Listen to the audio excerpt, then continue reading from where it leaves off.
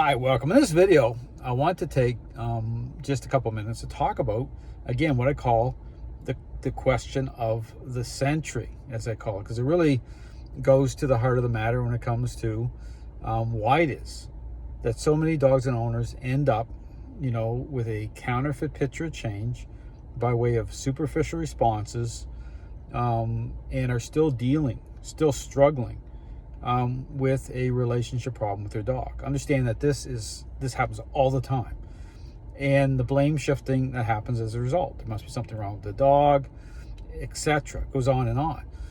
But the question of the century, as I call it, is just like it's like a common sense question that these trainers should be able to answer.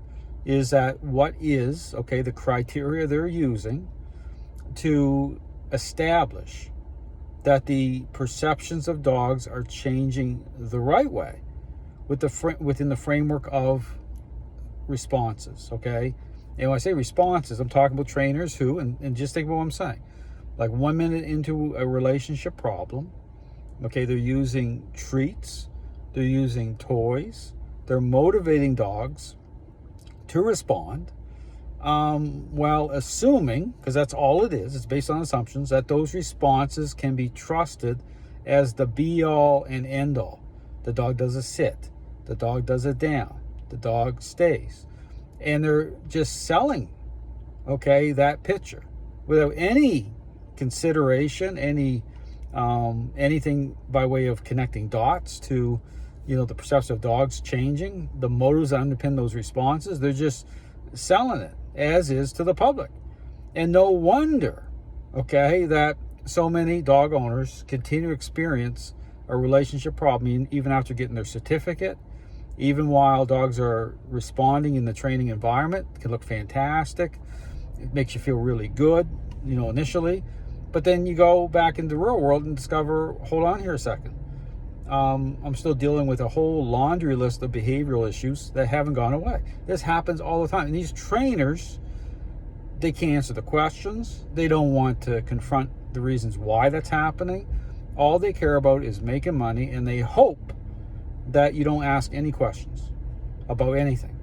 And you just take the blame and they move on. Because when you get to this level where like over 99% of trainers are doing it this way, it seems normal. It seems normal. And it's not normal. Okay, I understand it's not the dog's fault. It's not your fault. These trainers, they absolutely refuse to confront the real problem. And on top of that, if you look at the dog training community right now, with all the problems, all the divisiveness, all the infighting, all the confusion, I mean, there's example after example after example. And none of these trainers, they don't want to they don't want to look at these controversies as being symptomatic of this issue, of this problem.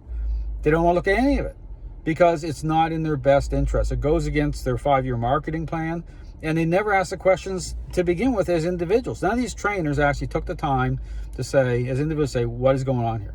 They just took a hold of this idea and they ran with it. That's all they did.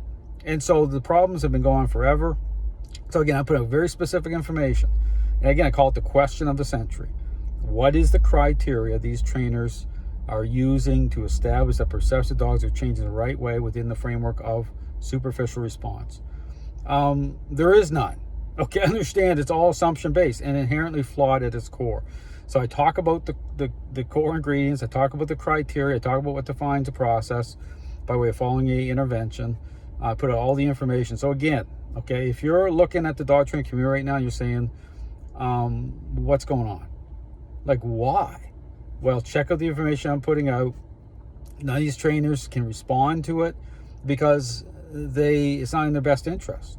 They didn't get into training that way. Now there's no way out. Understand there's no wiggle room here. There's no way to back out of it. And so they have to be all in. And this is why they don't like what I'm saying.